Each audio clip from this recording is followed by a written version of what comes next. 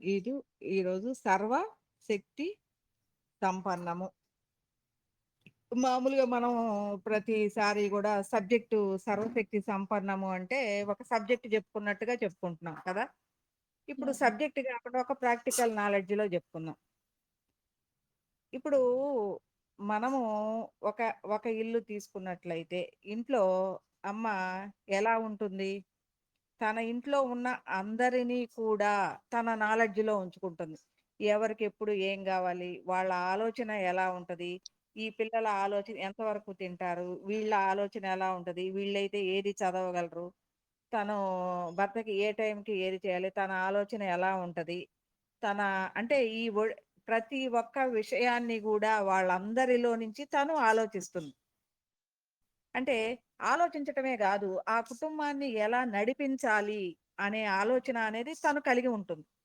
కదా! అంటే ఇలా కలిగి ఉన్న ఒక అవగాహన స్థితి ఏదైతే ఉందో, అలాగే సర్వములో గూడా సర్వశక్తి సంపన్నంగా అంటే భగవంతుడు అనేవాడు తన నుంచి సృష్టింపబడిన తన నుంచి సృష్టింపబడిన ఈ సర్వవ్యాపకములో ఉన్న అన్ని స్వరూపాల యొక్క అవగాహన కలిగి ఉంటాడు. అంటే ఎప్పుడూ ఏ స్వరూపము ఎలాంటి స్థితిగతులలో పయనించాలి? ఏ కారణంగా అది సృష్టింపబడింది? తను ఎంతటి ఇప్పుడు నేనున్నాను. సంధ్య ఎలా ఉంది? లత ఎలా ఉంది? కుమారి ఎలా ఉంది? వీళ్ళందరూ ఎలా ఉన్నారు అన్న అవగాహన వీళ్ళందరినీ నడిపిస్తున్న నాకుంటది. అలాంటప్పుడు వాళ్ళకెలాంటి విషయాలను తెలియజేయటం ద్వారా వాళ్ళు ముందుకెళ్తారు. కొంతమంది చదువుకున్నోళ్ళుంటారు. కొంతమంది చదువుకోనోళ్ళు ఉంటారు. అందరూ ముందుకెళ్ళాలి అన్న ఆలోచన ఉన్నప్పుడు ఎలా ఉంటుందంటే, చదువుకున్నోళ్ళకైతే మనం సబ్జెక్ట్ లాగా చెప్పి, ఈ సబ్జెక్ట్‌ని ఎక్స్‌ప్లెయిన్ చేయండి అని జెప్తాను. చదువుకోనోళ్ళైతే ఎలా ఉంటుంది, అమ్మ మీరు ఈ గురు చరణాన్ని మాల మీద చేసుకోండి. లేదు దీని మీద దృష్టి పెట్టి ఇలా అవగాహన చేసుకోండి. ఇలాంటి విషయంగా మీరు లోపలికి ప్రయాణించండి. అంటూ చెప్పినప్పుడు వీళ్ళు మనలాగా చెప్పలేకపోయినా మనతోటి పాటు సమంగా లోపల ఎదుగుతూ ఉంటారు. అంటే వాళ్ళకి లోపల అవగాహనొస్తుంది. ఇప్పుడు రామకృష్ణ గారున్నారు. నీకులాగా నేను పదాలు పలకలేనమ్మా నాకెలా అంటే, ఆయన అన్నీ అనుభవ జ్ఞానంగా తీసుకొని నాకిలా వచ్చింది, ఇలా వచ్చింది అని చెప్పుకుంటూ ఉంటాడు.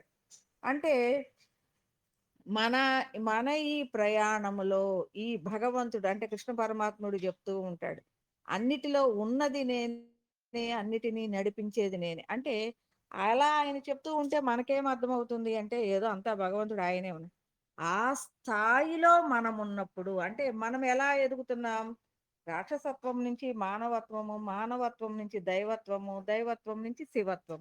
అంటే ఇలా ప్రయాణం చేస్తున్న మనము దైవత్వ స్థితికెళ్ళేసరికి ఆ కృష్ణ పరమాత్ముడు ఏదైతే చెప్తూ ఉన్నాడో ఆ స్థాయిలో మనము మన చుట్టూ ఉన్న సమస్తాన్ని నడిపించే స్థితికి మన హృదయము అనేది ఎదుగుతుంది. అంటే ఎలా ఉంటుందది?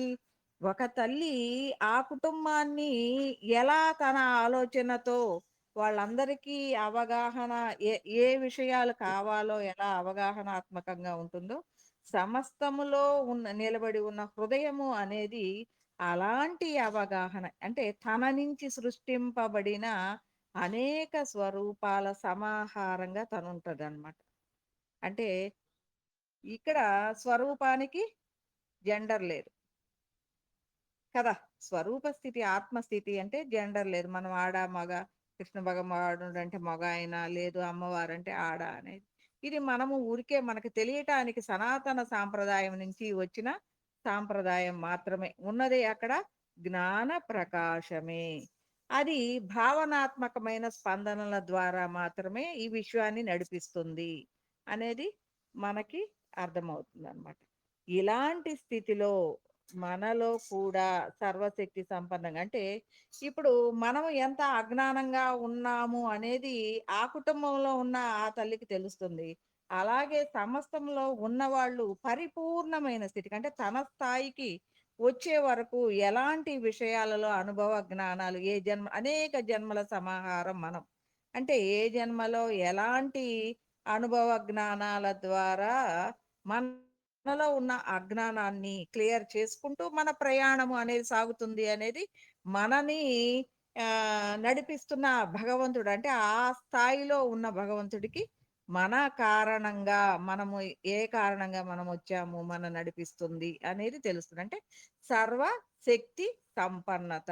అంటే శక్తి సంపన్నత అంటే ఏంటి? ఈళ్ళందరినీ నడిపించే స్థితి అనేది కావటమే ఆ సంపన్నత. అంటే ఆ స్థాయిలో ఆ హృదయం నిలబడి ఉండటమే ఆ సర్వాన్ని శక్తిమయంగా ఉన్న ఆ సంపన్నత్వాన్ని కలిగి ఉందన్నమాట. ఇది మనము ఆ హృదయం ఎలా ఉంది? మహాప్రయోజన హృదయంగా ఉంది. అలాంటి మహాప్రయోజన హృదయంగా ఉండి తను తన యొక్క అవగాహన స్థితిలో ఎప్పుడూ కూడా మతి అనేది అంటే మనసు అనేది అలాంటి గమనం ఎప్పుడూ కూడా నిరంతరమైన సర్వవ్యాపకత, సంపూర్ణత కలిగిన హృదయంగా అది ఉంటుంది. అంటే ఆ స్వస్థత స్థితిలో ఉంటుంది. స్వస్వరూప స్థితి, స్వస్థత స్థితి కలిగి ఉండటమే స్థిత ప్రజ్ఞత. స్థిత ప్రజ్ఞత్వం ఎప్పుడొస్తుంది? సర్వజ్ఞత కలిగి, సర్వశక్తి సంపన్నంగా తాను అన్నీ చేయగలుగుతున్నప్పుడు, తన హృదయం ఏమవుతుంది? తన చుట్టూ జరిగే వాటన్నిటి యొక్క అవగాహన తానై ఉంటుంది. అంటే మన ఇంట్లో మన పిల్లలు మళ్ళీ ఎగ్జాంపుల్‌కొస్తున్నా. మన ఇంట్లో నా పిల్లలు చేసే పనుల్లో అవకతవకలకి సంబంధించిన విషయాలు ఎవరు పడాలి? వాళ్ళు పడాలి, నేను పడాలి. కదా! వాళ్ళు మనం చెప్పినా కూడా అజ్ఞానంగా చేసే పనులకి వాళ్ళు బాధ్యత అనేది కొంత నేను చెప్పినా వినలేదు, వినండి అని తల్లి చెప్తూ ఉంటుంది. ఎందుకంటే తను అయన్నీ దాటి వచ్చింది కాబట్టి, ఆ అవగాహన కలిగి ఉంది కాబట్టి తను చెప్తుంది. కానీ ఇక్కడ మన మనసు అనేది భగవంతుడు చెప్పినా తీసుకోని పరిస్థితిలో ఉంది. అదే స్థితప్రజ్ఞతకొచ్చిన స్థితిలో భగవంతుడు ఏదైతే ఇస్తున్నాడో, ఏదైతే తెలియజేస్తున్నాడో, ఇక్కడ డైరెక్ట్‌గా అందుతుంది. స్థితప్రజ్ఞత స్థితిలో. ఎందుకు అంటే ఇక్కడ మనసు లేదు. హృదయం అయిపోయింది. మనసేమైంది? హృదయం అయిపోయింది. ఎలా ఉంది? మనం సినిమా జూస్తూ ఉన్నాం. ఇక్కడ మన ఆలోచన లేదు. డైరెక్టర్ గారి ఆలోచన మాత్రమే మనం జూస్తుంటాం కదా! అంటే సినిమా చూస్తూ ఉన్నప్పుడు ఎలా ఉంటుంది? అందులో ఉన్న బొమ్మలన్నీ గూడా ఆనందమయంగా అది తిరుగుతూ ఉంటుంది. మనం వాటితో లయమైపోయి చూస్తూ ఉంటాం. కదా! అంటే ఇక్కడ ఏమి యాక్టివ్ అయింది? మన హృదయం యాక్టివ్ అయింది. మన మనసు లేదు. ఎందుకంటే మనసు ఆలోచనల నుంచి అదేం మార్చలేం గదా! కాబట్టి మనము సినిమాకెళ్ళినప్పుడు బాగా ఆనందపడతాం. ఎందుకు పడతాము? మన మనసు ఆలోచించదు. వేరే హృదయాన్ని మనం దర్శిస్తూ, ఆ హృదయముతో లయమయ్యి ఆ పని చేస్తున్నాం.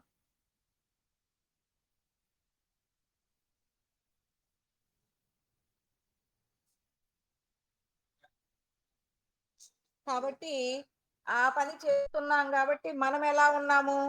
ఆనందంగా ఉన్నాం. కాబట్టి మనకెలా ఉంటుంది స్థితప్రజ్ఞత అంటే, ఇవన్నీ తెలిసిన స్థితిలో నేనున్నప్పుడు నా ఇంట్లో ఎప్పుడు ఏ కథలు నడుస్తాయి, వాళ్ళు నేను జెప్పినా ఇనకుండా ఏం జేస్తారు, వాళ్ళ వాళ్ళ తిప్పలు వాళ్ళు పడుతున్నారు అనంటే నాకు తెలిసిన స్థితిలోనే ఉంది. కాబట్టి నేనేంటి, పడితే పడినయి వాళ్ళకే వాళ్ళు జేసిన పనులకి వాళ్ళకే అర్థమవుతుంది అనేది మనకి తెలుస్తుంది. కాబట్టి దీన్ని స్థితప్రజ్ఞతగా అంటే ఇంతకుముందు మనము సబ్జెక్ట్‌గా వేరే విషయాలు చెప్పుకుంటూ వచ్చాం. కానీ ఇప్పుడు ఏం చెప్పుకుంటున్నామంటే ఒక మామూలు మన దేహ స్థితిలో ప్రాక్టికల్ స్థితిలోకి తీసుకొని మనం చెప్పుకుంటూ ఉన్నామనమాట. ఇలా మన స్థితప్రజ్ఞత అనేది ఉంటుంది. తర్ తర్వాత సచ్చిదానందము. సచ్చిదానందము అంటే ఏదైతే సత్యమై ఉంటుందో అది ఎలా ఉంటుంది? ఎప్పుడూ గూడా నిర్మల శాంతి ప్రకాశానందంగా ఉంటుంది. ఏదైతే సత్యమై ఉందో అది నిర్మల శాంతి ప్రకాశానందంగా ఉంటుంది. ఆ సత్తుని అవగాహన చేసుకున్న హృదయం ఎలా ఉంటుంది? ఈ మనసు నుంచి, చిత్తు నుంచి సత్తుగా అది మారిపోతుంది. మారిపోయినప్పుడు సత్తు ఎలా ఉంది? నిత్య నిరంతరమైన ఆనందమయంగా ఉంది. దానికి ఇంకొకటొస్తేనే ఆనందము, ఇంకోటి జరిగితేనే ఆనందము అనేది లేదు. అది నిత్య నిరంతరాయమైన అంటే ఎన్నో కారణాలు జరగొచ్చు, జరగకపోవచ్చు. అంటే తన చుట్టూ జరిగేయన్నీ తనకి తెలుసు కాబట్టి వాటిట్లో కలత లేకుండా ఉంటుంది. అంటే ఆ ఫ్లక్చుయేషన్స్ జరిగేయన్నీ తనకు తెలిసిన విషయంగానే ఉంది గాబట్టి, అవన్నీ గూడా అవగాహన అనేది తనకి నాలెడ్జ్‌లో ఉంది గాబట్టి, కలత లేని స్థితిలో అది నిరంతరాయమైన ఆనంద స్థితిని మాత్రమే పొందుతూ ఉంటుంది. ఇది సచ్చిదానందం. అంటే మన మనసు అనేక స్థితిగతులను దాటి హృదయ స్థితిలో గూడా తన వాసనా బలాలని తొలగించుకుంటూ అంటే ఈ ఫ్లక్చుయేషన్స్ ఎన్నో ఉంటాయి. ఈ మనలో ఉన్న అరిషడ్ వర్గాలు దాన్ని నిరంతరము గూడా మార్చివేస్తూ ఉంటాయి. అలా, అలా మార్చివేస్తూ ఉన్నా కూడా మారని స్థితిలో మనము నిలబడి ఉండటమే స్థితప్రజ్ఞత అవుతుంది. అలా మారకుండా మనం ఎలా ఉంటాము? వజ్రముఖత్వ స్థితికి ఎళ్ళినప్పుడే మహా ప్రయోజన హృదయంగా ఉంటాము. అలాంటి మహా ప్రయోజన హృదయంగా ఉన్నప్పుడే మతి, గతి, స్వస్థత స్థితిలో మనమున్నప్పుడు వచ్చేదే నిర్మల శాంతి, ప్రకాశానందం. ఇలాంటి స్థితిలో హృదయ స్థితే గాని మనోస్థితి, బుద్ధి స్థితి అనేది యాక్టివ్ అవ్వవు. వస్తూ ఉంటాయి. కానీ అవసరమైనప్పుడు వస్తూ ఉంటాయి. కానీ అది గూడా వెంటనే ఆ పని చేసుకుంటాము. మళ్ళీ హృదయ స్థితిలోనే స్టేబుల్ అవుతామనమాట. మరలా ఏదైనా మనోబుద్ధి స్థితులలో పని, ఆలోచనలు వచ్చినప్పుడు చేస్తాం. కానీ ఎక్కువగా ఎలా ఉంటదంటే హృదయ స్థితిలో మనిషి ఎక్కువగా కదలకుండా కూర్చున్నట్లుగా మనసు కదలదు. లోపలిది కదలదు. మనసు గాదు. లోపలిది కదలదు. కాబట్టి ఆధ్యాత్మికం జేసేవాళ్ళు కొద్దిగా బద్ధకస్తులుగా ఉంటారు అనుకుంటారు. అంటే అది కదలదు. దేని మీద తప్పదు అనుకునే అప్పుడు మాత్రమే కదులుతుంది. అంటే హృదయ స్థితి అనేది స్థితంగా ఉంటుంది. అందువలన త్వరగా కదలదు. ఎప్పుడైనా మళ్ళీ పని జేయాలి అంటే తప్పదు అనుకున్నప్పుడు మనోబుద్ధి స్థితులలోకొచ్చి గుణాత్మకంగా తమో, రజో, సత్వ గుణాత్మకంగా ఆ పనులు చేస్తూ ఉంటామనమాట. అట్లాగని ఆనందము ఉండదా అంటే ఉంటుంది. ఆ కనెక్టివిటీ అనేది సచ్చిదానంద కనెక్టివిటీ అనేది ఉంటుంది గాబట్టే మనము ఇంతకు ముందులాగా కోరికలు కలిగి అలా చెయ్యం. ఇంతకు ముందు ఎలా ఉన్నామో కోరికలు కలిగి ఉన్నాం. కోరికలు కలిగి వాటిట్లోకి దూరిపోయి చేస్తున్నాం. ఇప్పుడెలా ఉన్నాము? ఇప్పుడు కోరికలు గాదు. వాటిట్లో దూరటం లేదు మనం. దూరకుండా మనము మనకేదైతే అవసరమో అంతవరకు ఆ పని చేసుకుంటున్నాం, బయటికెళ్తున్నాం. ఇది మనము మన ప్రయాణములో జరుగుతున్నది. సాక్షణ్యత్వంగా ఎలా ఉన్నాము ఇప్పుడు? ఇప్పుడు మన కుటుంబంలో ఎవరు ఎక్కడికెళ్ళినా మన యొక్క దృష్టిలోనే ఉంటారు. అంటే మన ఆలోచనలోనే ఉంటారు. వాళ్ళక్కడ ఏం పని జేస్తున్నారు? ఏం జేస్తున్నారు? ఎలాంటి ఆలోచనలో ఆ పని చేసుకొస్తున్నారు. మన పిల్లలు ఎలాంటి ఆలోచన కలిగి ఉన్నారు. వాళ్ళ స్థితిగతులేంటి అన్న ఆ దూరాలోచన గూడా మనకి ఉంటుంది. ఎందుకంటే వాళ్ళ మీద ఉన్న కుటుంబం మీద ఉన్న అవగాహన నాది. కాబట్టి అలాంటి స్థితిలో ఉన్న నేను ఎలా ఉంటున్నాను? అలాగే సమస్తాన్ని తెలిసిన నేను సాక్షణ్యత్వంగా ఎలా ఉంటున్నాను? నా ఆలోచనలే ఈ సమస్తాన్ని నడిపిస్తున్నాయి. నా యొక్క ఆలోచన ద్వారానే ఈ సమస్తము నడుస్తుంది కాబట్టి, ఇదంతా గూడా నాలో లయమయ్యే ఉంది. నేను ప్రతిస్పందనాత్మకంగా దీన్ని నడిపిస్తున్నాను. అంటూ నేను దాన్ని అందులో ఏది కలత నా చుట్టూ ఉన్నయన్నీ ఏది కలత కలిగించినా గూడా కదలని స్థితిలో చూస్తూ, దర్శిస్తూ ఇది నా యొక్క ప్రభావం ద్వారానే పని చేస్తుంది. అంటే ఇది నేనే, ప్రతిదీ నేనే, నా ఆలోచనే. అంటే ఒక డైరెక్టరు 10 మంది యాక్టర్స్‌ని తీర్చిదిద్దేటప్పుడు డైరెక్టర్ ఆలోచన ఎలా ఉంటుంది? 10 మందిలో ఉన్న ఆలోచన తనదే. 10 మంది ఎలా యాక్ట్ చేయాలి చెప్పేది తనదే. కాబట్టి వాళ్ళందరూ అదే విధంగా యాక్ట్ చేయాలి. కాబట్టి ఇక్కడ నేను ఎలా చెప్తే నా స్పందన మూలంగానే ఇవన్నీ నడుస్తున్నప్పుడు నేను ఎలా ఉంటున్నాను? వాటన్నిటిని దర్శిస్తూ నా నా ఆలోచనా స్థితిగతులనన్నీ దర్శిస్తూ నా జ్ఞాన స్థితిలో వాటిట్లో ఏదైతే అజ్ఞానం ఉందో దాన్ని తెలియజేస్తూ అనేక అనుభవ జ్ఞానాల ద్వారా దాన్ని తెలియజేస్తూ ముందుకి నడిపిస్తూ ఉన్నాననమాట. ఇలాంటి అనుగ్రహమైన ప్రయాణము అనేది సాక్షణ్యత్వంగా సమస్తాన్ని కూడా దర్శిస్తూ ఉండటమే సాక్షణ్యత్వం. ఎందుకంటే ప్రతి దానిలో ఉన్నది, నడిపిస్తున్నది, చేస్తున్నది సమస్తము ఏకత్వంగా ఉన్నదా అయి ఉన్నది అంటే అంతా నేనే. ప్రతి దానిలో ప్రతి రూపంగా ఉన్నది నేనే, నడిపిస్తున్నది నేనే, చేస్తున్నది నేనే, ప్రతిస్పందనలు నేనే. కానీ నేనెలా ఉన్నాను? కదలకుండా ఉన్నాను. నిమిత్త మాత్రంగా. అంటే నా దృష్టిలోనే అదంతా ఉంది. నేను అందువలన కదలకుండా ఉన్నాను. కాబట్టి అలా నిమిత్త మాత్రంగా సమస్తము తాన ఎరుకలో ఉన్నదే సాక్షణ్యత్వము, అద్వైతము, ఏకత్వము. ఇది ఇంతవరకు. ఈ సమస్తాన్ని ప్రియత్వ హృదయంగా లయమై దాన్ని నడిపించేదే ఈశ్వరత్వము. అంటే ప్రతి దానిలో గూడా మనము తెలుసుకునేంత వరకు కూడా మనలో ఉన్న ఆనందమయంగా ఉండి మనకప్పుడప్పుడు కనెక్టివిటీ అయ్యేదే ఈశ్వరత్వం. కానీ ఆ స్థాయికెళ్ళినప్పుడు పూర్తి ఆనందమైన స్థితిలో కనెక్టివిటీ అయ్యేదే ఆ ఈశ్వరత్వం.